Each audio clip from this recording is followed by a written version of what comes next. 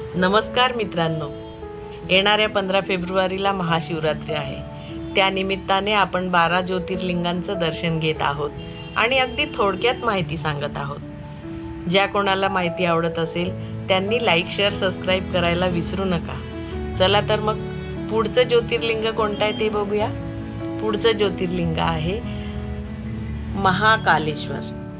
कोणी कोणी त्याला महाकाल म्हणतात. महाकाल हे तिसरे ज्योतिर्लिंग मध्य प्रदेशातील माळवा प्रांतात क्षिप्रा नदीच्या काठावर उज्जैन येथे आहे. याला महाकालेश्वर असेही म्हणतात. रत्नमाला पर्वतावर दूषण नावाचा एक महाभयंकर ब्राह्मणद्रोही दैत्य होता. त्याने उज्जैन नगरीतील ब्राह्मणांना नष्ट करण्याची आज्ञा राक्षसांना केली. ब्राह्मण तशाही संकट प्रसंगी तेथे एका पार्थिव शिवलिंगाची स्थापन करून पूजापाठात तल्लीन झाले.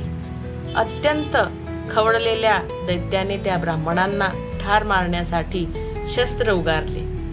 त्याच क्षणी त्या शिवलिंगाच्या ठिकाणी एक खड्डा निर्माण झाला आणि त्यातून भगवान शिव शंकर रूप धारण करून प्रकट झाले. महाकाल रूपी शंकरांनी दूषण दैत्यासह सर्व दैत्यांना जाळून भस्म केले. त्या ब्राह्मणांनी भगवान सदाशिवाची उत्तमोत्तम शब्दात स्तुती करून तेथेच प्रतिष्ठित होण्याची प्रार्थना करून मोक्षाची याचना केली.